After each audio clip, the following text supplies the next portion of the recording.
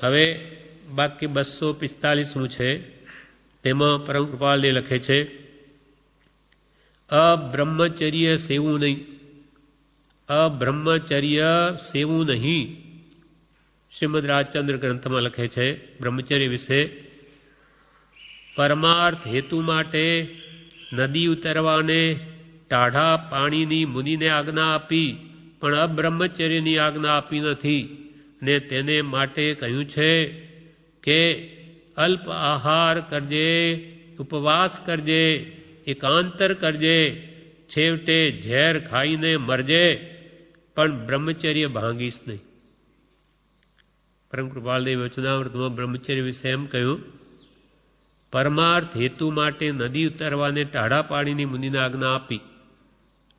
મુનિને એક શહેરમાં ચોમાસામાં 4 મહિના રહેવાની આજ્ઞા છે, પછી તો એક મહિનો જ છે. એક મહિનામાં 8 મહિના 8 ઠેકાણે જવાનું, વધારે રહી ન શકે. તો એ 4 મહિનાની જે આજ્ઞા આપી, માનો ચોમાસું પૂરું થઈ ગયું અને હવે ચારે બાજુ એવું સ્થાન છે કે શહેર છે કે નદીઓ છે અથવા સમુદ્ર છે, જઈ ન શકે, તો એણે શું કરવું? તો કે કાચા પાણીને મુનિ અડે નહીં, અડી શકે નહીં, છતાં પણ નદીમાં અડવું, પાણીમાં ભલે એમાં ઉતરી નહીં, પાર થઈને જા, પણ ત્યાં રહેવું નહીં. કેમ કે પ્રતિબંધ વધી જાય છે, પછી એને ઓળખાણ બહુ વધે, મોહ વધે. એટલે નદી પાર કરીને પણ જાઓ, પણ અહીંયાથી બીજે જાઓ. એમ પાણીને અડવું નહીં, છતાં પણ છૂટ આપી કારણોસર, પણ અબ્રહ્મચર્યની કોઈ પણ પ્રકારની આમાં છૂટ નહીં. ન પાળી શકાતો અલ્પ આહાર કર, ઉપવાસ કર, એકાંતરા કર, છેવટે ઝેર ખાઈને મર, પણ એના માટે બીજી કોઈ છૂટ નથી. પરમાર્થ હેતુ માટે, આમાં પરમાર્થ હેતુ છે. નદી ઉતરવાની કેમ આજ્ઞા આપી? કે પરિચય વધશે, મોહ વધશે. અને એટલે એ વિશેષ બંધનકારક છે. એટલે જીવોની હિંસા, એ નદીમાં પાછું કેમ ચાલવું, એક પગ ઉપર લઈને કેમ જીવોને વિશેષ દુઃખ ન થાય, કેમ ચાલવું, એ પણ જ્ઞાનીઓ બતાવ્યું. પણ ન છૂટકે નદી પાર કરવાની પણ આજ્ઞા આપી છે. પરમાર્થ હેતુ માટે નદી ઉતરવાને ટાઢા પાણીની મુનિને આજ્ઞા આપી, પણ અબ્રહ્મચર્યની આજ્ઞા આપી નથી. ને તેને માટે કહ્યું છે કે અલ્પ આહાર કરજે, ન પડાય તો થોડું જ ખાજે.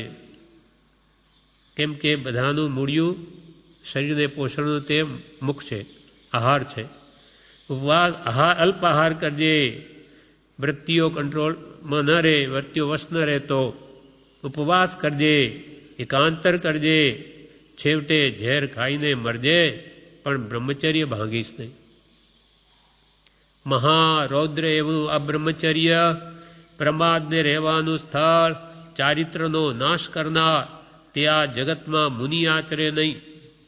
કૃપાલદેવ કહે છે મહારૌદ્ર, રૌદ્ર એટલે ભયંકર, મહાભયંકર એવું અબ્રહ્મચર્ય, જે પ્રમાદને રહેવાનું સ્થળ, ચારિત્રનો નાશ કરનાર.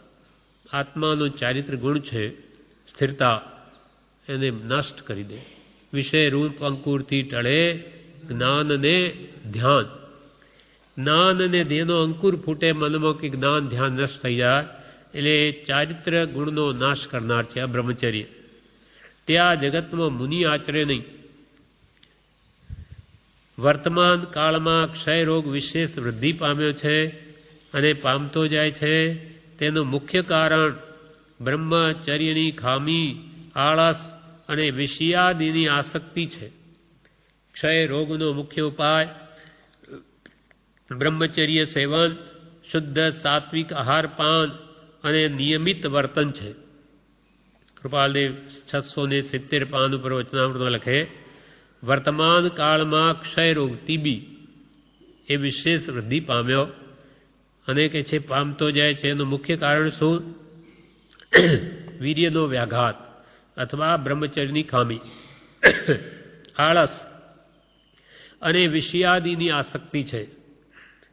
ક્ષય રોગને દૂર કરવાનો મુખ્ય ઉપાય શું?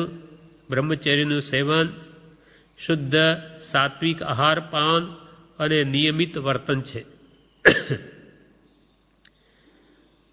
473 પાન ઉપર લખે છે કૃપાલે, સત્સંગ છે તે કામ બાળવાનો બળવાન ઉપાય છે.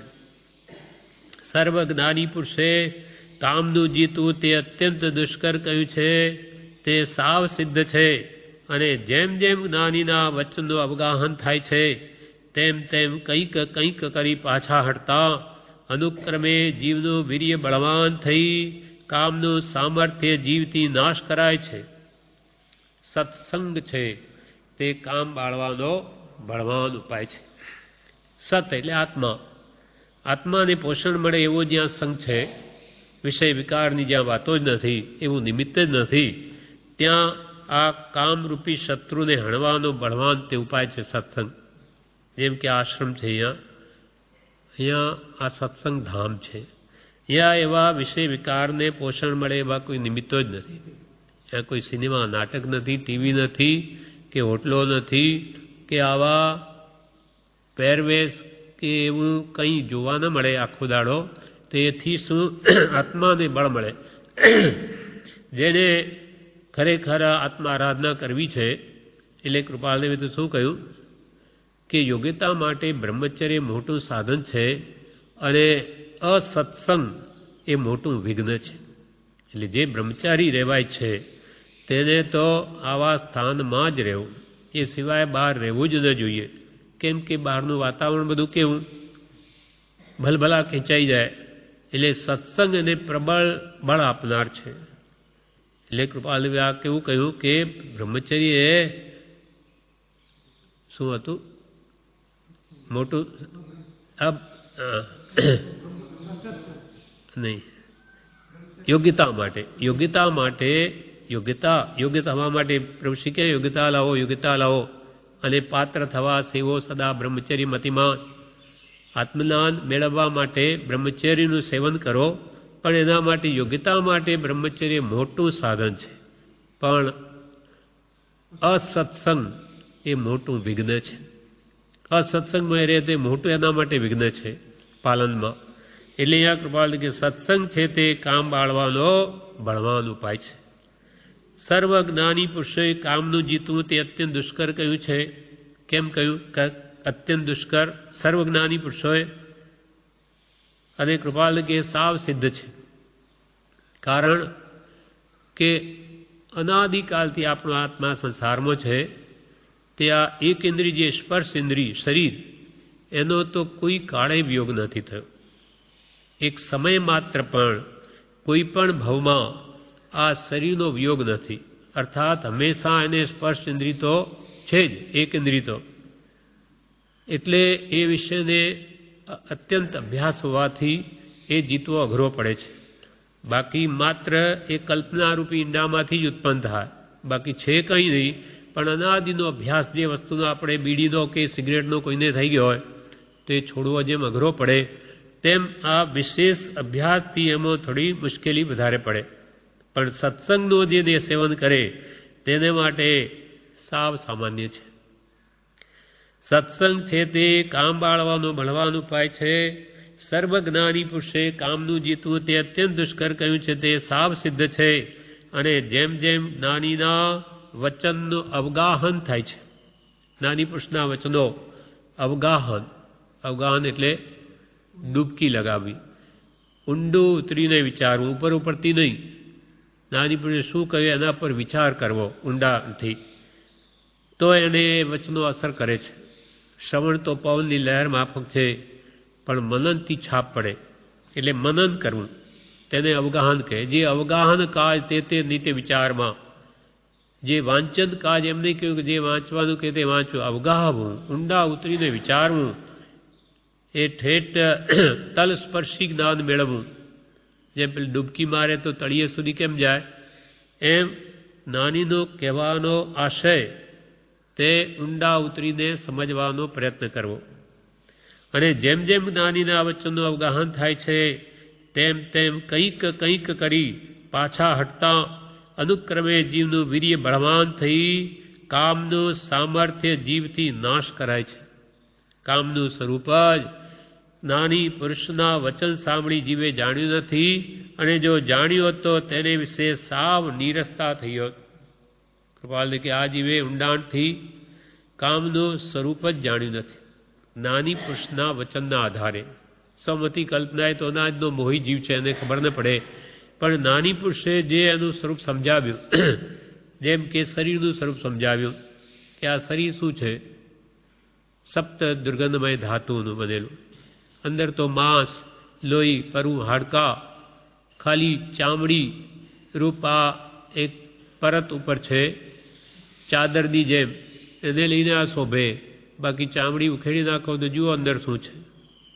એમ જ્ઞાની પુરુષના વચન દ્વારા કામનું બી સ્વરૂપ જીવ જો યથાર્થ સમજે તો કૃપાલ કે એના વચ્ચે સાવ નીરસતા થઈ વગર રહે નહીં. કામનું સ્વરૂપ જ જ્ઞાની પુરુષના વચન સાંભળી જીવે જાણ્યું નથી, અને જો જાણ્યું હોત તો તેને વિશે સાવ નીરસતા થઈ હોત. ગોદામૃત ભાગ 1 કે છે, બ્રહ્મચર્ય વ્રત લેવું તે ઘણું ઉત્તમ છે. તે લેતા અગાઉ વર્ષ 2 વર્ષ અખતરો કરવો અને પૂર્ણ ભરોસો પડે કે હવે પાળી શકાશે તો લેવું. વ્રત લઈને ભાંગવું નહીં, તે ભાંગે તો મહાદોષ લાગે. વ્રત લઈને ભાંગવામાં તે ન લીધું હોય તેના કરતાં વધુ દોષ છે. લીધા પછી સાધુના જીવન મુજબ જિંદગી સુધી વખત પસાર કરવો, વ્રતભંગ ન થવા દેવું, ઝેર ખાઈને અથવા કટાર પેટમાં મારીને મરવું, પણ વ્રતમાં ચાવવા ન દેવી. ત્યાગેલી વસ્તુ પ્રત્યે તે વિષ્ટા સમાન છે તેવો તુચ્છ ભાવ રાખવો, તેનું કંઈ મહાત્મ્ય નથી. બ્રહ્મચારીજી કહે એ વ્રત તો મહાન વ્રત છે, તો લેવું ઘણું ઉત્તમ છે, પણ લેતા પહેલાં વર્ષ 2 વર્ષ અખતરો કરવો, પછી ભરોસો પડે ત્યારે કે છે વ્રત લેવું. કેમ કે વ્રત લઈને ભાંગવામાં મહાદોષ છે. વ્રત લઈને ભાંગવામાં તે લીધું હોય તેના કરતાં પણ વધારે દોષ છે. લીધા પછી સાધુના જીવન મુજબ જિંદગી સુધી વખત પસાર કરવો, આજીવન વ્રત લીધું હોય તો વ્રતભંગ ન થવા દેવું, આવા નિમિત્તોથી દૂર રહેવું, અને ઝેર ખાઈને કે કટાર પેટમાં મારીને પણ મરવું, જેમ કૃપાલદેવ કહ્યું તેમ, પણ વ્રતમાં આંચ આવવા ન દેવી. ત્યાગેલી વસ્તુ વિષ્ટા સમાન ગણવી. આપણે મળ ત્યાગ કરીએ છીએ સંડાસમાં, તેને પછી તુચ્છ ભાવ કેવો એના પ્રત્યે હોય, તેમ કે છે એક વસ્તુ ત્યાગી દીધી એના પ્રત્યે આવો તુચ્છ ભાવ રાખવો. ત્યાગેલી વસ્તુ પ્રત્યે તે વિષ્ટા સમાન છે તેવો તુચ્છ ભાવ રાખવો, તેનું કંઈ મહાત્મ્ય નથી. બ્રહ્મચર્ય 10 પ્રકારે તથા 5 ભાવના કરી સુરક્ષિત રહી શકે છે. તેનું યથાર્થ રીતે બ્રહ્મચર્યનું યથાર્થ રીતે પાલન કરવા ઈચ્છનારે સ્ત્રીઓનો સહવાસ ન રાખવો, સ્ત્રીઓ સાથે વસવાટ ન રાખવો. તે બેઠી હોય ત્યારબાદ 2 ઘડી સુધીમાં તે જગ્યાએ બેસવું નહીં. એટલે કેટલું સૂક્ષ્મ, કેવળ જ્ઞાન વડે જ્ઞાનીઓ જોઉં કે જ્યાં સ્ત્રી બેઠી હોય તે જગ્યા પણ ગરમ થાય છે, એના પણ પરમાણુ અસર કરે છે. ને જ્યાં પુરુષ બેઠો હોય ત્યાં સ્ત્રીએ 4 ઘડી ન બેસવું, અહીંયા 2 તો ત્યાં 4. એમ તે બેઠી હોય ત્યારબાદ 2 ઘડી સુધીમાં તે જગ્યાએ બેસવું નહીં, તેમના રૂપનું નિરીક્ષણ કરવું નહીં, તથા સ્પર્શ કરવો નહીં. મોટી ઉંમરની, સમાન વયની તથા નાની વયની સ્ત્રીઓ પ્રત્યે માતૃભાવ, ભગિની ભાવ તથા પુત્રી ભાવની દૃષ્ટિથી જોવું. તિર્યંચ, નપુસક તથા ચિત્રો જોવાથી વિકાર થાય છે. ચિત્રો જોવાથી પણ વિકાર થાય, માટે તેનો ત્યાગ કરવો. આવા ચિત્રો પણ ઘરમાં ન રાખવા કે જે જોવાથી આપણા મનમાં વિકૃતિ આવે.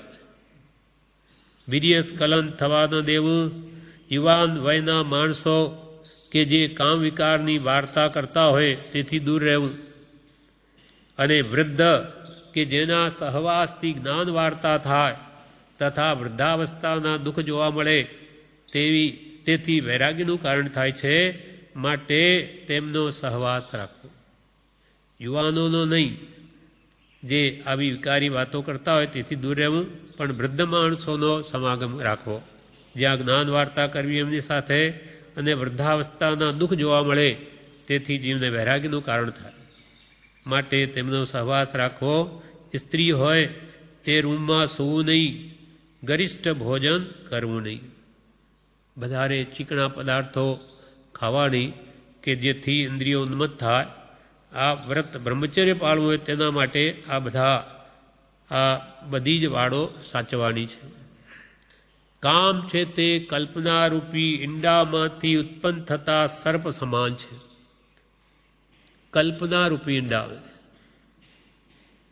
કૃપાલદેવે લખ્યું, ઉપજે મોહ વિકલ્પથી સમસ્ત આ સંસાર, અંતર્મુખ અવલોકતા વિલય થતા નહીં વાત. આ કલ્પનાઓ મોહની કરી અને આ ઊભો કરે છે આખો સંસાર જીવ. તેમાં કલ્પનારૂપી ઈંડામાંથી આ કામ ઉત્પન્ન થાય છે. એટલે આવા વિચારો જ ન કરવા, વિચારને ફેરવી નાખવા, ઉત્તમ વિચારો સત્પુરુષના આ વચનોમાં ઉપયોગમાં લઈ જવો, તો પછી આવા વિચારો કરવા માંડે. કામ છે તે કલ્પનારૂપી ઈંડામાંથી ઉત્પન્ન થતા સર્પ સમાન, રતિરૂપ મુખવાળો, રાગરૂપ મુખવાળો એ સાપ, હર્ષ શોકરૂપ બે જીભવાળો, એટલે કામ છે તે ક્ષણિકમાં હર્ષ કરાવે, ક્ષણિકમાં શોક કરાવે, એ બે રૂપ જીભવાળો, અજ્ઞાનરૂપ દરમાં રહેનારો, અજ્ઞાન અવસ્થામાં ઉત્પન્ન થાય છે. કામ જ્વરરૂપ ઝેરી દાથી દેહ કાંચલીના ત્યાગરૂપ મરણ નિપજાવનારો છે. જેમ સાપ પ્રતિવર્ષ કાંચલી તજે, એના શરીર ઉપર એક પાતળી એવી હોય એ છોડી દે, એને સર્પની કાંચલી કહે છે. તેમાં કામ જ્વર ઉત્પન્ન કરે શરીરમાં દહા, એ બળતરાથી ધીમે ધીમે આ દેહનો ત્યાગ થઈ જાય, દેહ છૂટી જાય. કામની 10 અવસ્થાઓ છે, અંતિમ અવસ્થા મરણ છે. કામ જ્વરરૂપ ઝેરીદાથી દેહ કાંચલીના ત્યાગરૂપ મરણ નિપજાવનારો છે. વિકારો ઉત્પન્ન થતા પહેલાં જ દાબી દેવા, એમ કહ્યું છે વ્યવહારમાં પણ, કે મોહને અને રોગને ઉગતા જ દાબવા. મોહ અને રોગ કે છે વિશેષ વૃદ્ધિ ન પામે પછી અસાધ્ય બની જાય, એટલે રોગને પહેલાંથી એને નિર્મૂળ કરવા પ્રયત્ન કરવો. તેવી રીતે આ મોહ રૂપી શત્રુ એ મનમાં ઊભો થાય કે એને વિશેષ પોષણ ના આપવું, નહીં તો પછી એને વશ કરવો બહુ જ મુશ્કેલ પડશે. એટલે વિકારો ઉત્પન્ન થતાં પહેલાં દાબી દેવા, તેમજ તેવા નિમિત્તોથી દૂર રહેવું. તે ઉત્પન્ન થયા બાદ, વિકારો ઉત્પન્ન થયા બાદ ઠંડા ઉપચારથી કે સ્નાન વિલેપનથી કામદાહ શાંત થતો નથી. તેને શાંત કરવામાં બાહ્ય ઉપચારો કામ લાગતા નથી. તે તો મન ઉપર આધાર રાખે છે. માટે મન ઉપર કાબુ રાખતા શીખવું. મન વશ કેમ રહે? મન એવ મનુષ્યાણામ કારણ બંધ મોક્ષયો, એટલે મનને હંમેશા ઉત્તમ કામમાં રોકેલું રાખવું, નહીં તો નવરું બેઠું નખો જ વાળે. કામી પુરુષ લજ્જાહીન હોય છે. તેવા પુરુષ વિકારવશ થઈ પોતાની કીર્તિ, યશ, જ્ઞાન અને ધ્યાનનો નાશ કરે છે. તેમને કોઈ પ્રકારનું ભાન રહેતું નથી, અને તેનું ફળ મળે ત્યારે પસ્તાવો કરે છે. ક્યાં કામ વ્યાપેલા પુરુષનું શરીર ધ્રુજે છે, શ્વાસોશ્વાસ જોરથી ચાલે છે, જ્વર આવે છે અને મરણ પણ પામે છે. બોધામૃત ભાગ 1માં આ બ્રહ્મચારીજીએ બધું કહ્યું કે કામી પુરુષ લજ્જાહીન હોય, વિકાર વશ થવાથી પોતાની કીર્તિ, યશ, જ્ઞાન, ધ્યાન બધું નાશ કરી દે. એને પોતાની ભાન રહેતું નથી. કામાંધ કયો છે. જ્યારે ફળ મળે ત્યારે પસ્તાય છે. કામ વ્યાપેલા પુરુષનું શરીર ધ્રુજે છે, શ્વાસોશ્વાસ જોરથી ચાલે, જ્વર આવે અને અંતે મરણ પણ પામે છે. આ પ્રમાણે કૃપાળુદેવે 245માં વાક્યમાં કહ્યું કે અબ્રહ્મચર્ય સેવું નહીં, અબ્રહ્મચર્યનું સેવન કરવું નહીં. આ પ્રમાણે આપણે અધૂરું વાંચ્યું છે. હજુ એ વિશે વિસ્તાર છે જે આપણે આવતીકાલે લઈશું. 19,700 મહાનીતિ વાક્ય 245. તેમાં પરમ કૃપાળુ દેવે લખ્યું, અબ્રહ્મચર્ય સેવું નહીં, અબ્રહ્મચર્યનું સેવન કરવું નહીં. એના વિશે આપણે કાલે થોડું વાંચ્યું, હજુ બાકી છે તે પૂરું કરીએ. એક ભાઈ કહે, મારે ચોથું વ્રત બ્રહ્મચર્ય લેવું છે. એક ભાઈ કહે, મારે ચોથું વ્રત બ્રહ્મચર્ય લેવું છે. ત્યારે પૂજ્યશ્રી કહે, આત્માને માટે કરવાનું છે, આત્માને માટે કરવાનું છે, નિશ્ચય છે ને? પ્રભુશ્રીજી કહેતા કે એક હાથમાં ઝેર અને એક હાથમાં કટાર લે મરી જવું, પણ વ્રત ભંગ ન કરવું. કોઈ કહ્યું મારે બ્રહ્મચર્ય વ્રત લેવું છે, તે પૂજ્યશ્રી કહે આત્માને માટે કરવું છે, કોઈને બતાવવા માટે નહીં, કે બ્રહ્મચારીની દેવગતિ થાય તો દેવલોક માટે નહીં, પણ મારો આત્મા જન્મમરણથી મુક્ત થાય અને અદાદિની એ વૃત્તિ મને મૂંઝવે છે, એથી હું નિવૃત્ત થાઉં માટે લેવું છે, આત્માના કલ્યાણ માટે. પૂજ્યશ્રી કે આત્માને માટે કરવાનું છે, નિશ્ચય છે ને? મનમાં દ્રઢ નિશ્ચય છે. પછી વ્રત લીધા પછી કે છે ભાંગવાનો વખત આવે તો હાથમાં ઝેરનો પ્યાલો પીને મરી જવું, કે કટાર ભોંકી દેવી મરી જવું, પણ વ્રત ભંગ ન કરવું. બોધામૃત ભાગ 1 પાન 60 ઉપર લખ્યું છે. હવે ફરી ત્યાં જ કે છે, પૂજ્યશ્રી કહે, હવે ચોથા વ્રત સંબંધી કહે છે, પાન 294 કે છે આ વાત. હવે ચોથા વ્રત સંબંધી કહે છે, મૂળ વ્રત તો અહિંસા વ્રત છે, તેને પોષવા બીજા વ્રતો છે, મૈથુનમાં પણ હિંસા છે, તેથી ત્યાગવા કહ્યું છે. નિશ્ચયથી તો આત્મામાં રહેવું તે બ્રહ્મચર્ય છે, પણ તે માટે વ્યવહાર બ્રહ્મચર્યની જરૂર છે. ચોથા વ્રત, પહેલું અહિંસા મહાવ્રત, બીજું સત્ય મહાવ્રત, ત્રીજું અચૌર્ય મહાવ્રત, ચોથું બ્રહ્મચર્ય મહાવ્રત અને પાંચમું પરિગ્રહ ત્યાગ મહાવ્રત.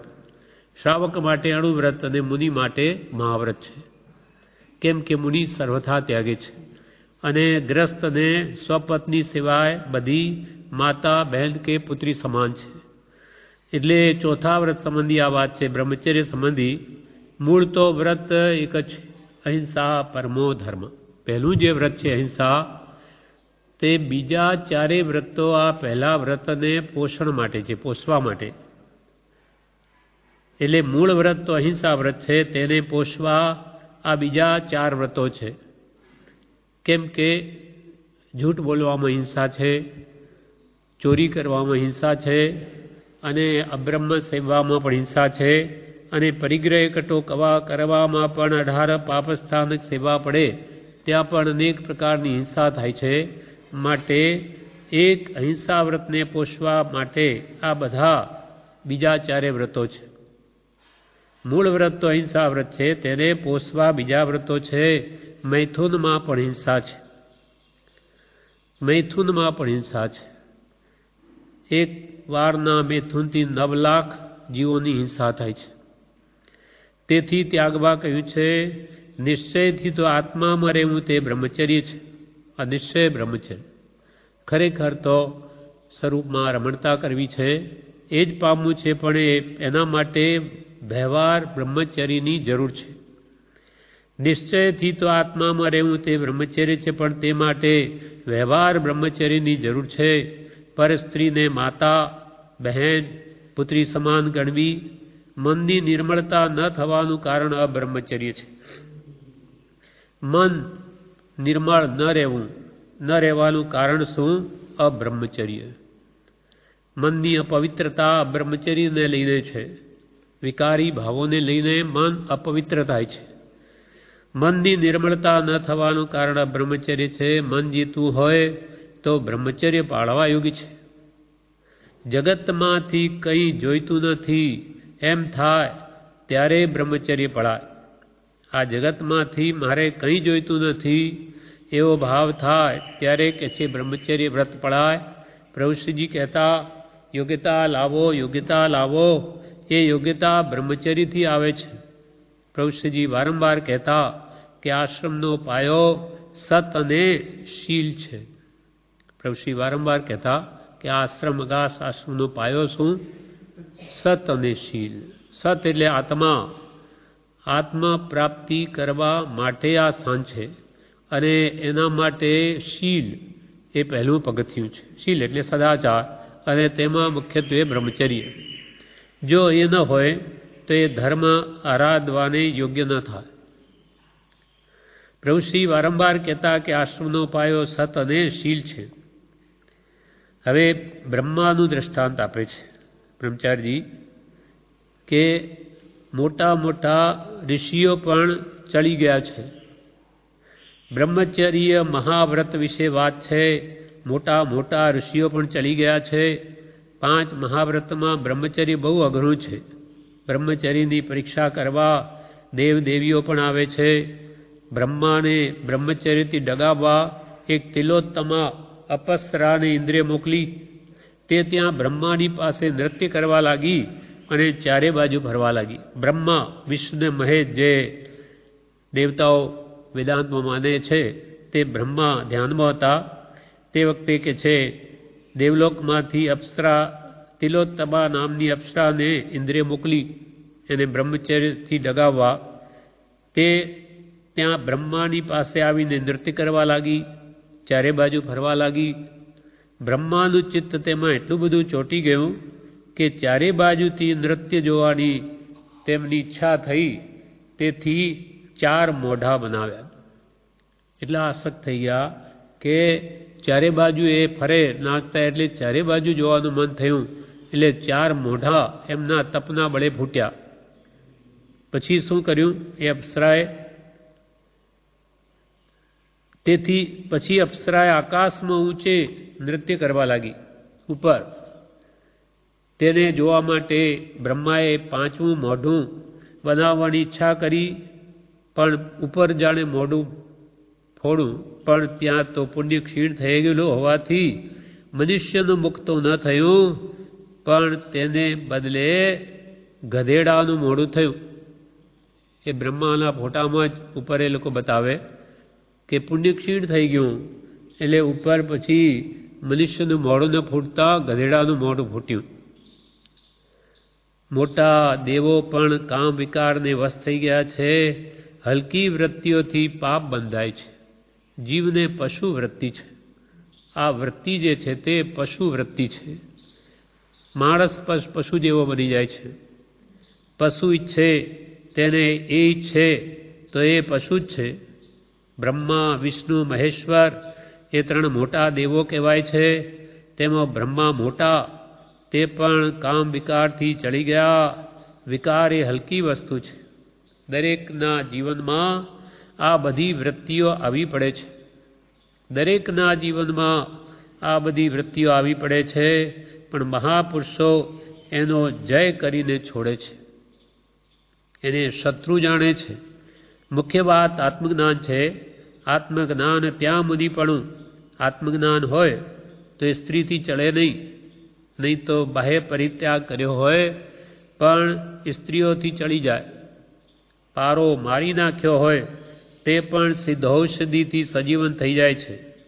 પારો એને કે છે મારેલો હોય નષ્ટ કરે તો પણ એ સિદ્ધ ઔષધિથી અને ફરીથી સજીવન કરી શકાય. તેમ જેને સમાધિયુક્ત મન થયું હોય તેને પણ સ્ત્રીને લીધે રાગ પાછો સજીવન થઈ જાય છે. આત્મ સમાધિમાં લીન રહેતો હોય એને પણ આવા નિમિત્તો મળે તો એના પણ વિકારો પાછા જાગૃત થઈ જાય છે. તેવી રીતે જેને સમાધિયુક્ત મન થયું હોય તેને પણ સ્ત્રીને લીધે રાગ પાછો સજીવન થઈ જાય છે. કેમ કે આ બધા ઉદય છે. પુરુષ ભેદનો ઉદય, સ્ત્રી ભેદનો ઉદય એ ઠેઠ 9મા ગુણસ્થાનકે જાય છે. એટલે ત્યાં સુધી જાગૃત રહેવું જોઈએ જો આત્મકલ્યાણ કરવું હોય તો. અબ્રહ્મચર્ય જીવને મારી નાખે એવું ઝેર છે. એથી કર્મ બંધાય છે. તેથી જન્મવું મરવું પડે. આ બ્રહ્મચર્યના સેવનથી જીવને જન્મ લેવા પડે. જન્મે તે મરે, જન્મે તે અવશ્ય મરે. એમ અબ્રહ્મચર્ય પણ જીવને મારી નાખે એવું ઝેર છે. વેર જેવું ઝેર છે તેવું સ્નેહ એ પણ ઝેર છે. કોઈની સાથે વેર હોય તો અનેક ભાવ સુધી એ વેર ચાલે, તેમ કોઈની સાથે રાગ હોય, સ્નેહ હોય, મોહ હોય તો એ પણ ભવો ભાવ ચાલે. વેર જેવું ઝેર છે એવું સ્નેહ એ પણ ઝેર છે. વેરને લીધે પાર્શ્વનાથ ભગવાન અને કમઠને કેટલાય ભવો સુધી વિરોધ થયો. એવું સ્નેહને લીધે રાવણને સીતાના સંબંધે કેટલી લડાઈઓ થઈ. જો બ્રહ્મચર્ય હૃદયમાં બરાબર વસી જાય તો સંસારનું મૂળિયું ઉખડી જાય. જેમ દ્વેષને લીધે એ પાર્શ્વનાથ ભગવાનને કપટને કેટલાય ભવો સુધી વેર ચાલ્યું, તેમ સ્નેહના કારણે રાવણને મરવું પડ્યું અને નરકમાં જવું પડ્યું. ભગવાનની ભક્તિ કરી, તેના વડે તીર્થંકર ગોત્ર પણ બાંધ્યું, અષ્ટાપદ પર્વત પર ભક્તિમાં લીન થઈ, પણ પાછું આ અકૃત્ય કર્યું, સીતાનું હરણ કર્યું, તેને લઈને લડાઈઓ થઈને અંતે મૃત્યુ થયું, મરીને નરકમાં જવું પડ્યું. માટે આવા કુકૃત્યો કદી કરવા નહીં. અને જો બ્રહ્મચર્ય હૃદયમાં બરાબર વસી જાય તો સંસારનું મૂળિયું ઉખડી જાય. સંસારનું મૂળિયું ભોગ છે તે જો ઉખડી જાય તો પછી કશાયની જરૂર ન પડે. સારા કપડાં પહેરવાની, સારું ખાવા પીવાની ઈચ્છા ન રહે, માત્ર મોક્ષને માટે દેહને વાપરે છે. જો ભોગ રોગનું બીજ છે એ આસક્તિ જો મનમાંથી વિચારે કરીને સત્પુરુષના બોધે નીકળી જાય તો પછી કે છે એને કશાની જરૂર નથી. એટલે બ્રહ્મચારીજીએ લખ્યું છે પ્રજ્ઞાવોદમાં, જો સ્ત્રી અભિલાષા ટળી ગઈ તો ધન ઈચ્છા કેમ થાય રે, કામ ભોગાર્થે જન ધન ચહે, પછી શવ શોભા ગણાય રે, શ્રી રાજચંદ્ર ગુરુવર પદે. જો સ્ત્રીની ઈચ્છા ટળી ગઈ કામ ભોગાદિની તો ધન ઈચ્છા કેમ થાય? તો ધનને શું કરવું છે? કામ ભોગાર્થે જન ધન ચહે, લોકો ધનને શા માટે છે? કામ ભોગાદિને અર્થે. પછી જો એ નથી તો શવ શોભા ગણાય. મળદું, શવ એટલે મળદું. માણસ મરી ગયો પછી એને શણગારે, એનો શું અર્થ? કેટલા સમય પૂરતું? એટલે જો એવી ઈચ્છાઓ ટળી ગઈ તો પછી શા માટે ધનને શું કરવું છે? એમ સંસારનું મૂળિયું ભોગ છે તે જો ઉખડી જાય તો પછી કશાની જરૂર ન પડે. સારા કપડાં પહેરવાની, સારું ખાવા પીવાની ઈચ્છા ન રહે, માત્ર મોક્ષને માટે તે દેહને વાપરે છે. બોધામૃત ભાગ 3માં એક પત્રમાં બ્રહ્મચારીજી લખે છે, કોઈને 2 વર્ષ સુધી બ્રહ્મચર્ય પાળવાની ભાવના છે તેને લખે છે, મનમાં 2 વર્ષ સુધી બ્રહ્મચર્ય પાળવું જ છે એવો નિશ્ચય રાખી 6 માસનું વ્રત પૂજ્ય પાસે પરમ કૃપાળુ દેવના ચિત્રપટ સમક્ષ લેવા ભલામણ છે જી. 6 માસ પૂરા થવા આવે ફરી તેવો જોગ મળે વ્રત વધારી લેવું કે પત્રથી જણાવવું. પણ વ્રત લીધા પછી તૂટે તો ભારે કર્મ બંધ થવા સંભવ છે. કોઈને 2 વર્ષનું વ્રત લેવું હશે, બ્રહ્મચારીજીને લખ્યું હશે તો જવાબમાં એમ કે છે કે ભલે તમે ભાવના રાખો 2 વર્ષ સુધીની, પણ વ્રત 6 મહિનાનું જ લો. પૂજ્યશ્રી પાસે એટલે કોઈ મુમુક્ષુ હશે એની પાસે સાક્ષી રૂપે રાખીને પરમ કૃપાળ દેવના ચિત્રપટ સમક્ષ 6 માસનું વ્રત લેવા ભલામણ છે જી. 6 માસ જ્યારે પૂરા થવા આવે અને ફરી તેવો જોગ મળે તો વ્રત વધારી લેવું કે પત્રથી અમને જણાવશો. પણ વ્રત લીધા પછી જો તૂટે તો ભારે કર્મ બંધનનો સંભવ છે. વ્રત લેવામાં ઘણો જ લાભ, પણ નુકસાન પણ એટલું જ તોડે તો. જેમ કરોડપતિને નફાય કરોડોમાં, તેવું નુકસાન પણ કરોડોમાં જ આવે. એમ પછી તૂટે તો ભારે કર્મબંધ થવા સંભવ છે. અને તમારી ઉંમર તથા તે પ્રદેશનો દૂધ ઘીનો મનમાન્યો ખોરાક, આકર્ષક પહેરવેશ અને પ્રસંગો વિચારી આ ટૂંકા ટૂંકા હપ્તા તમને અનુકૂળ પડશે જાણી તેમ લખ્યું છે. કાં તો મુંબઈ જેવા શહેરમાં હોય, કાં વિદેશમાં હશે તો કે છે કે ત્યાં તમારો કે તેવા પ્રદેશોનો દૂધ ઘીનો મનમાન્યો ખોરાક અને આકર્ષક પહેરવેશ અને તમારી ઉંમર યુવાન અને આવા પ્રસંગો વિચારી ટૂંકા ટૂંકા 6 મહિનાના હપ્તા તમને અનુકૂળ પડશે એમ જાણીને લખ્યું છે. ફરી વ્રત લેવામાં કંઈ હરકત નથી તથા ઉત્સાહ ઉલટો વધતો રહેશે અને તે બહાને પણ સત્સંગનો યોગ મેળવવા ભાવના રહેશે. 6 મહિના રાખજો, તમને ઉત્સાહ રહેશે. નહીં તો કે મેં આ ક્યાં વ્રત લઈ લીધું, 6 મહિને ફરી ઉત્સાહ બની રહે, ભરી લેજો, ક્યાં ના છે.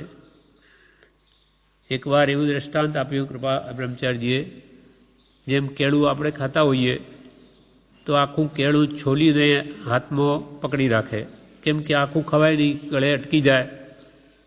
ખાવાની ઈચ્છા આખા કેળાની છે, પણ એક ટુકડો ટુકડો જ એનો તોડીને ખાઈએ છીએ. તેમ ભલે કે વ્રતની તમારી ભાવના આજીવન હોય, પણ શરૂઆતમાં 12 મહિના, 2 વર્ષ, 6 મહિના, 5 વર્ષ એવું ધીમે ધીમે લેવું, આગળ વધવું. પછી લાગે કે એમાં કોઈ આંચ આવે એવી નથી તો પછી આજીવન કરી લેવું. ભાવના રાખવી, પણ લઈને પછી તોડે તો એ મહાપાપ છે. આમ એટલે તમને આ ટૂંકા હપ્તા વધારે અનુકૂળ પડશે. ફરી વ્રત લેવામાં કંઈ હરકત નથી તથા ઉત્સાહ ઉલટો વધતો રહેશે અને તે બહાને પણ સત્સંગનો યોગ મેળવવાના ભાવ રહેશે. તમારા ભાવ નબળા પડશે તો ચાલો ફરી સત્સંગ કરી આવી, એ નિમિત્તે તમારે સત્સંગમાં આવવાનું રહેશે. જ્યારથી વ્રત લો ત્યારથી ભાઈ બહેન તરીકે રહેવાની ટેવ પાડવી. જ્યારથી વ્રત લો ત્યારથી ભાઈ બહેન તરીકે રહેવાની ટેવ પાડવી. એક પથારીમાં સૂવું નહીં, જરૂર વિના એકબીજાને અડવું પણ નહીં. એકાંતમાં બહુ વખત વાતચીત આદિ પ્રસંગો પણ પાડવા નહીં. આ બધા વ્યવહાર શુદ્ધિના નિયમ વાડ જેવા છે, વ્રતની રક્ષા કરનાર છે. જેને વ્રત લેવું હોય તેને આ પ્રમાણે આ બધા વાડ જેવા નિયમો છે, તે જરૂરી છે. પછી અતિચાર, નહીં તો અતિચારમાંથી અનાચાર થઈ જાય. એટલે આવી સુરક્ષાના બધા કારણો જે સેવશે તેને વ્રત ભંગનો અવસર ના આવે. જ્યારેથી વ્રત લો ત્યારથી ભાઈ બહેન તરીકે રહેવાની ટેવ પાડવી. એક પથારીમાં સૂવું નહીં, જરૂર વિના એકબીજાને અડવું પણ નહીં. બીમારીની વાત જુદી છે, નહીં તો અડવાના પણ પ્રસંગ ના રાખવા. માથું દુખતું, એક શરીર નબળું હોય તો વાત જુદી, નહીં તો કામ શું છે. એકાંતમાં બહુ વખત વાતચીત આદિના પ્રસંગો પણ પાડવા નહીં, કેમ કે એકાંત એ બહુ અનિષ્ટ વસ્તુ છે. આના માટે આ બધા વ્યવહાર શુદ્ધિના નિયમ વાડ જેવા છે, વ્રતની રક્ષા કરનાર છે. પણ પરમ કૃપાળુ દેવની આજ્ઞા પાળવાની દ્રઢતા એ વ્રતનું મૂળ છે.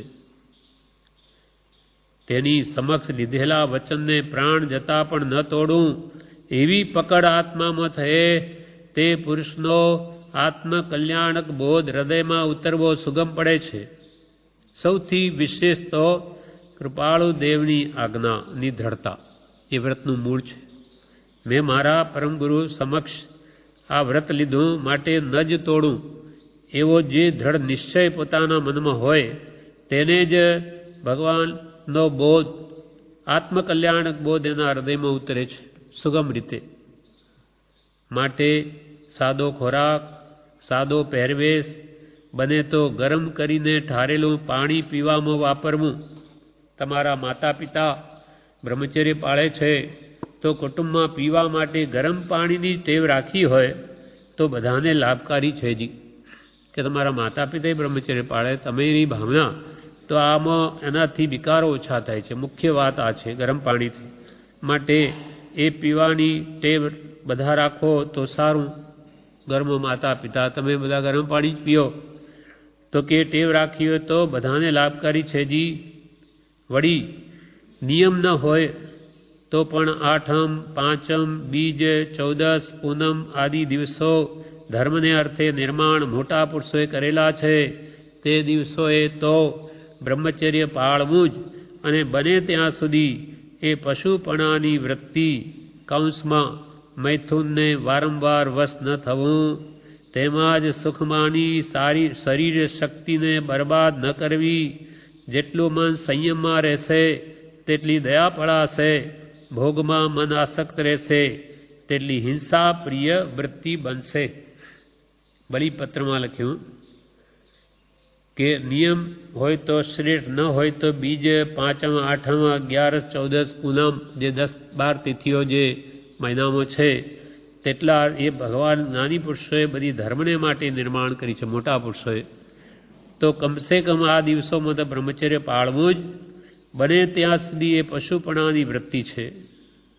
આવા મૈથુનને વારંવાર વશ ન થવું, તેમાં સુખમાની શરીર શક્તિને બરબાદ ન કરવી, જેટલું મન સંયમમાં રહેશે તેટલી દયા પડાશે, ભોગમાં મન જેટલું આસક્ત રહેશે તેટલી હિંસા પ્રિય વૃત્તિ બનશે. વળી કે છે આ દેહ હાડ, માંસ, મળ, મૂત્ર, લોહી, પાચ આદિ મહાપવિત્ર દુર્ગંધવાળા પદાર્થોનો કોથળો છે. બહાર સર્વે બાજુથી ચામડાની પાતળી ચાદર લપેટ્યાથી તે રાગી જીવોને સારો લાગે છે. જો તે ચામડી રૂપી ચાદર લઈ લેવામાં આવે કે વૃદ્ધાવસ્થા આવી જાય તો તે તરફ જોવું પણ ન ગમે. આ દેહ હાડ માંસનું પૂતળું સપ્ત દુર્ગંધમય ધાતુનું બનેલું છે. એના ઉપર એક ચામડાની પાતળી જાણે ચાદરની લાપટી હોય, ચામડી કેટલી છે, માખના પાંખ જેટલી, એને લઈને બધી સુંદરતા છે. એ ચામડી ઉતારો તો પછી જુઓ કૃપાલ કે જો સ્ત્રીને જોઈને તને રાગ થતો હોય તો તેની ત્વચા વગરનું સ્વરૂપ વિચારજે, ચામડી ઉતારીને પછી મનથી વિચારજે તો શું રહે દેખાય અંદર. આપણી ચામડી થોડી છોલાઈ ગઈ હોય ક્યાંય તો લોહી ઝરતું હોય, માખીઓ બમણતી હોય, જોવું ન ગમે. તો આખું શરીર ઉપરથી ચામડી ઉતરી જાય તો લોહી લુહાણ, ચારે બાજુથી ઝરતું લોહી કેવું ભયંકર લાગે. તો અંદર તો એ જ ભર્યું છે. આને કે ઉલટું કરીને જુઓ અંદર શું છે. આ મળમૂત્ર ક્યાંથી આવે? આપણા શરીરમાંથી. એમાં ગમે તેવા સારા પદાર્થ નાખો એને બગાડીને જ બહાર કાઢે, એવું તો આ શરીર છે. અને જેના પર સૌથી વધારે મોહ જીવોને આ શરીર ઉપર છે, આપણે બધાને. એટલે આ દેહ હાડ, માંસ, મળ, મૂત્ર, લોહી, પાચ આદિ મહાપવિત્ર દુર્ગંધવાળા પદાર્થોનો કોથળો છે. બહાર સર્વે બાજુથી ચામડાની પાતળી ચાદર લપેટ્યાથી તે રાગી જીવોને સારો લાગે છે. જો તે ચામડી રૂપી ચાદર લઈ લેવામાં આવે કે વૃદ્ધાવસ્થા આવી જાય, બધા સળ પડી જાય શરીર ઉપર, તો તે તરફ કે છે જોવું પણ ન ગમે. આવા દુર્ગંધ ભર્યા શરીરમાં ક્રીડા કૌંસમાં ક્રીડા એટલે લહેર, મજા શી કરવી? વિષ્ટાના કીડાની પેઠે તેમાં પોતે પોતાને ફસાવી 4 ગતિના દુઃખમાં પડવાનું શા માટે કરવું? આવા શરીરમાં મોહ કરી 4 ગતિમાં રજળવું પડે, આવા દુઃખમાં પોતાને શા માટે તમો નાખવો? આમ બ્રહ્મચર્યવંત વિચારે છે. આમ બ્રહ્મચર્યવંત વિચારે છે જે કામનો દુર્જય કિલ્લો તોડી પોતાના અનંત સુખમય આત્મામાં વિહાર કરે છે, જે ધારે તે કરી શકે છે. પ્રવેશિકા શિક્ષાપાઠ 99, બોધામૃત ભાગ 3, પૃષ્ઠ 169. આવી રીતે કે જે બ્રહ્મચર્યવંત વિચારે છે, જે કામનો દુર્જય કિલ્લો તોડી પોતાના અનંત સુખમય આત્મામાં વિહાર કરે છે, તે જીવ જે ધારે તે કરી શકે છે. આમ પ્રવેશિકામાં 99મો પાઠ બ્રહ્મચારીજીએ લખેલો છે. ઉપદેશ પ્રસાદ ભાષાંતર ભાગ 2માંથી. જ્ઞાનાદિ સર્વ ધર્મનું જીવશીલ છે. જ્ઞાન આદિ, જ્ઞાન, દર્શન, ચારિત્ર આદિ એ આત્માના ધર્મો છે, ગુણો છે. એનું જીવન તે શીલ છે. શીલ એટલે સદાચાર. જ્ઞાનાદિ સર્વ ધર્મનું જીવશીલ છે. જે પ્રાણીઓ તે શીલની રક્ષા કરે છે તેઓની કીર્તિ આ જગતને વિશે માતી નથી. જ્ઞાનાદિ એ વાક્યમાં આદિ શબ્દ વડે દર્શન ચારિત્ર વગેરે ગ્રહણ કરવા તેના પ્રાણરૂપ બ્રહ્મચર્યશીલ છે, અર્થાત તે વિના સર્વ ધર્મ વ્યર્થ છે. મતલબ આચાર જે પ્રથમ ધર્મ કહેવાય જો ન હોય તેના બધા વ્રતો ફોકટ છે, નકામા છે, વ્યર્થ છે. તેના પ્રાણરૂપ બ્રહ્મચર્ય એટલે શીલ છે, અર્થાત તે વિના સર્વ ધર્મ વ્યર્થ છે. તે વિશે અન્ય દર્શનીના શાસ્ત્રમાં પણ કહ્યું છે, વેદાંત આદિ શાસ્ત્રોમાં પણ કહ્યું છે. એમ કે છે કે હે યુધિષ્ઠિર, જે એક રાત્રિ પણ બ્રહ્મચારી રહ્યો હોય તેને જે ગતિ મળે તે ગતિ હજારો યજ્ઞથી પણ મેળવી શકાતી નથી. હે યુધિષ્ઠિર, બીજા દર્શનોમાં પણ એના વિશે કહ્યું છે, બીજા ધર્મોમાં કે હે યુધિષ્ઠિર, જે એક રાત્રિ પણ બ્રહ્મચારી રહ્યો હોય તેને જે ગતિ મળે તે ગતિ હજારો યજ્ઞથી પણ મેળવી શકાતી નથી. જેઓ આ સંસારમાં રહ્યા છતાં નિરંતર વિષય ભોગની આકાંક્ષા રાખે છે તેઓ ઘોર સંસાર સાગરમાં પડે છે, અને જેઓ ભોગની અપેક્ષા રાખતા નથી તેઓ સંસાર અટમીનો પાર પામે છે. જેઓ સંસારમાં રહેલા છે પણ સદા નિરંતર પાંચ ઇન્દ્રિયના વિષય ભોગની જ આકાંક્ષા રાખે તેવા જીવો ઘોર સંસાર રૂપી સમુદ્રમાં પડે છે. અને જેઓ એ ભોગની અપેક્ષા નથી રાખતા તેવા જીવો આ સંસાર રૂપી અટમી એટલે એક જંગલને પાર પામી જાય છે. હવે સમાધિ સોપાનમાં કહ્યું છે આ વિશે. કૃપાલયનું વાક્ય છે કે અબ્રહ્મચર્યનું સેવન કરવું નહીં, અબ્રહ્મચર્ય સેવું નહીં. હવે સમાધિ સોપાનમાં કે છે કુશીલ મહાપાપ છે, કુશીલ મહાપાપ છે, સંસાર પરિભ્રમણનું બીજ છે. બ્રહ્મચર્ય પાળનાર પાસેથી હિંસાદિક પાપો દૂર ભાગી જાય છે.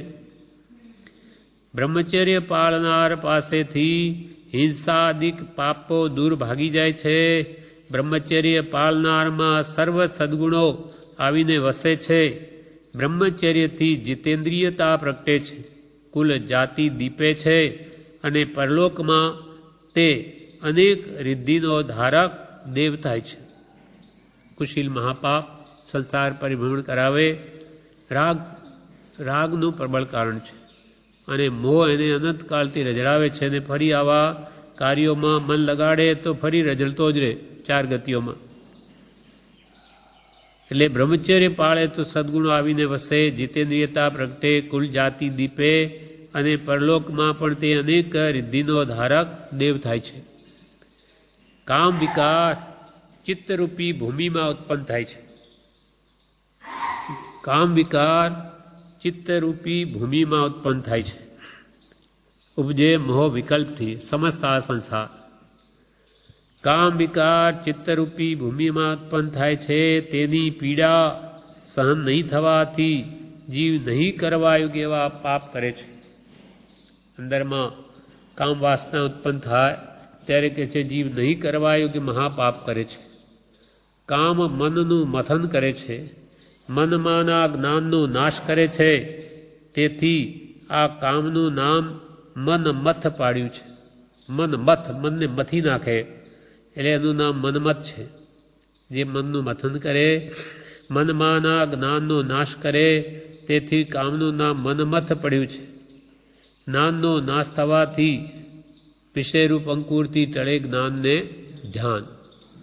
જ્ઞાનનો નાશ થવાથી અથવા વિવેક ચક્ષુનો નાશ થવાથી જ સ્ત્રીના મહાદુર્ગંધી નિંદ્ય શરીરમાં જીવ રાગી બની તેનું સેવન કરે છે. જ્ઞાનનો નાશ થવાથી, વિવેક ભ્રષ્ટ થવાથી આ સ્ત્રીના મહાદુર્ગંધીમાં નિંદ્ય શરીરમાં રાગી બની તેનું સેવન કરે છે. કામથી અંધ બની મહાઅનિતિ કરે છે. પોતાની કે પરની સ્ત્રીનો પણ તે વિચાર કરતો નથી. આ દુરાચારથી આ લોકમાં પણ હું માર્યો જઈશ. રાજા ભારે શિક્ષા કરશે, મારી આબરૂના કાંકરા થશે, મારી આબરૂના કાંકરા થશે, મારી ધર્મકરણીમાં ધૂળ પડશે. અંદરમાં આવા આ દુરાચાર સેવતા હોઈએ અને ઉપરથી ધર્મકરણી તો કે ધૂળ પડી તારી ધર્મકરણીમાં. અંદર ભાવ શુદ્ધિ નથી. એટલે કે છે એવો વિચાર કરવો જોઈએ કે જો હું આવા કૃત્ય કરીશ તો આ લોકમાં પણ હું માર્યો જઈશ, રાજા મારે શિક્ષા કરશે, મારી આબરૂના કાંકરા થશે, મારી ધર્મકરણીમાં ધૂળ પડશે, હું ધર્મ ભ્રષ્ટ થઈશ, બુદ્ધિ ભ્રષ્ટ થઈશ અને ભૂંડા મોતે મરીને નરકે જઈશ. ત્યાં અસંખ્યાત કાળ પર્યંત ઘોર દુઃખ ભોગવવા પડશે. વળી તિર્યંચ પશુ આદિના અનેક ભાવમાં અસંખ્ય દુઃખ ભોગવવા પડશે. કદાચ મનુષ્ય થઈશ તો એ કેવો થઈશ? આંધળો, લૂલો, કુબડો, ગરીબ, અપંગ, બહેરો, બોબડો થઈશ. ચંડાળ, ભીલ, ચમાર આદિ નીચ કુલોમાં જન્મવું પડશે. ત્યાંથી વળી ઝાડ, પહાડ આદિ સ્થાવર જંગમ જંતુ થઈ અનંત કાળ સુધી જન્મ મરણના દુઃખ ભોગવવા પડશે. આવો સત્ય વિચાર કામીને ઉપજતો નથી. કામાંધ કહેવાય. કામી પુરુષને આવા દુઃખ મને આના ફળમાં ભોગવવા પડશે, પણ કે છે આવો વિચાર પણ તેને ઉપજતો નથી. કામ વિકારના અનેક સ્વભાવ સૂચક નામ જગતમાં પ્રસિદ્ધ છે. કમ એટલે ખોટો, દર્પ એટલે ગર્વ, તે ઉપરથી કંદર્પ એનું નામ પડ્યું છે. દુષ્ટ ગર્વ ઉપજાવે તે કંદર્પ.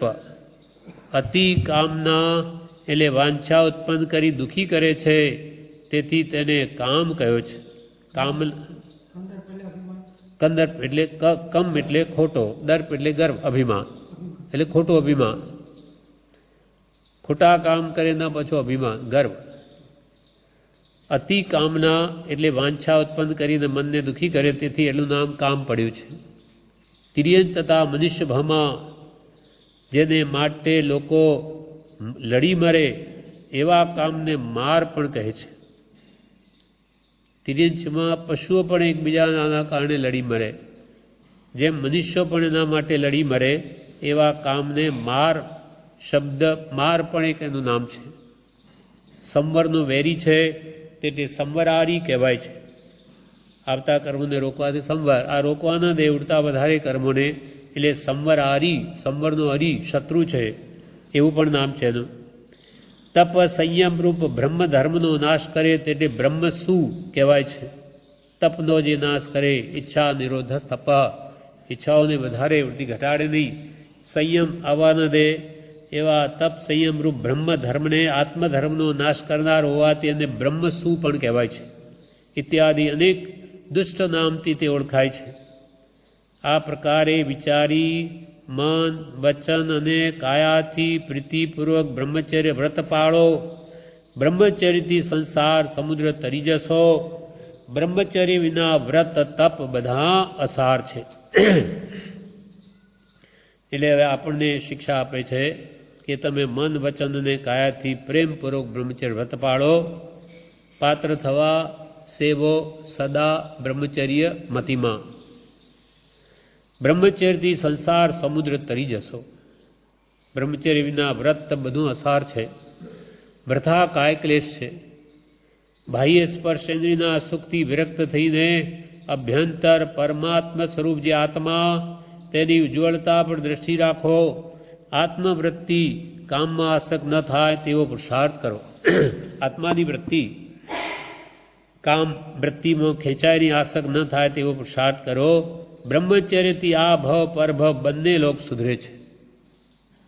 જો શીલ સાચવવું હોય, ઉજ્જવળ યશ ઈચ્છતા હો, ધર્મનો ખપ હોય અને પોતાની આબરૂ રાખવા ઈચ્છતા હો તો શાસ્ત્રની નીચે જણાવેલી શિખામણ મનમાં ધારણ કરો.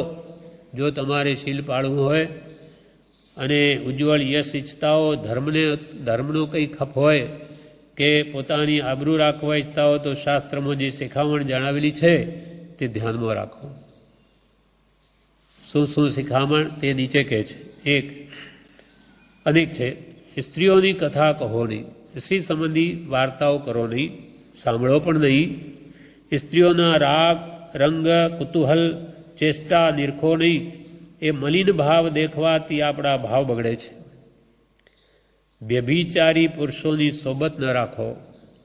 ભાંગ જરદો વગેરે માદક કેફી વસ્તુઓનો ત્યાગ કરો. પાન બીડી ફૂલના હાર અત્તર ફૂલેલ આદિ શીલ વ્રતનો ભંગ કરાવનાર કારણો સેવવાનો ત્યાગ કરો. ગીત નૃત્ય નાટક આદિ કામ વિકાર જાગૃત કરનારા કારણો તજો.